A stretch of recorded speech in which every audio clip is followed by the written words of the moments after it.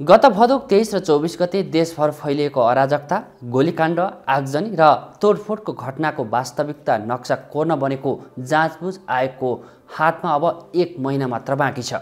76 जनाको ज्यान लिएको र सिंहदरबारदेखि जिल्ला कार्यालयसम्म आगजनी गरेको त्यो दिनको सत्य तथ्य सार्वजनिक गर्ने जिम्मेवारी अब आयोगले पूर्णतः वहन गर्नुपर्ने चरणमा प्रवेश गरेको छ। विशेष अदालतका पूर्व अध्यक्ष गौरी बहादुर कार्कीको नेतृत्वमा गठित आयोगले 2 महिनाको अवधिमा देशभरका 14 जिल्लामा पुगेर स्थलगत विवरण सङ्कलन, सर्वसाधारण तथा प्रत्यक्षदर्शीका उजुरी र सुरक्षाकर्मी तथा कर्मचारीका बयान मार्फत घटनाको प्रारम्भिक संरचना तयार पारिसकेको छ।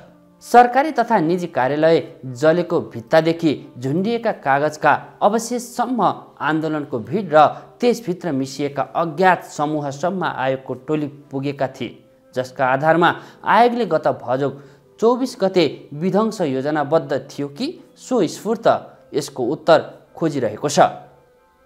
आयोगले हालसम्म नेपाल प्रहरीका 15 जना, सशस्त्र प्रहरीका 5 जना र राष्ट्रिय अनुसन्धान विभागका 2 जना गरी बयान लिइसकेको छ भने आन्दोलनमा घाइते भएकासँग छुट्टा छुट्टै भेटेर उनीहरूले भोगेका प्रत्यक्ष पीडा र सुरक्षा फोर्सका बल प्रयोगसँग सम्बन्धित तथ्य समेत सङ्कलन गरिसकेको छ। अब आयोगको सबैभन्दा संवेदनशील चरण सुरु हुन लागेको छ, जहाँ तत्कालीन प्रमुख जिल्ला अधिकारी, जिल्ला प्रहरी प्रमुख, उपत्यका प्रहरी कार्यालय प्रमुख, तत्कालीन गृहमन्त्री रमेश लेखक र तत्कालीन प्रधानमन्त्री केपी शर्मा ओलीलाई पनि बयानका लागि बोलाउने तयारी अन्तिम चरणमा पुगेको छ। यसैबीच प्रहरी प्रशासनले आगजनी तथा लुटपाटमा सम्बन्धित घटनामा संलग्न भएको आरोपमा 500 भन्दा बढी व्यक्ति विरुद्ध मुद्दा दर्ता गरिसकेको छ।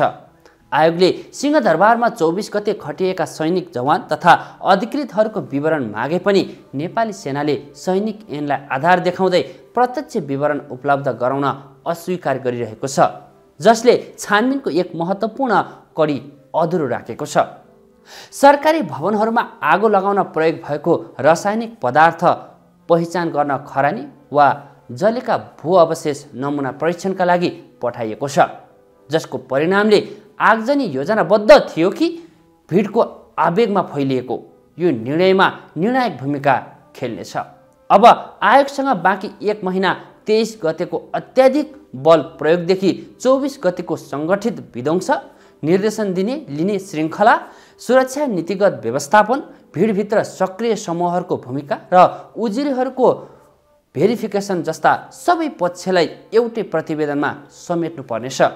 आयोगले तोकिएको समयमा प्रतिवेदन बुझाउन सफल भयो भने भदौ 23 र 24 का घटनाहरू दोषी पहिचान हुँदै वर्तमान सरकारले तत्काल कारबाहीको प्रक्रिया अघि बढाउन सक्नेछ र देशले इतिहासकै एउटा ठूलो सङ्कटको वास्तविकता कानुन रूपमा स्थापित गर्ने मोडमा प्रवेश गर्नेछ।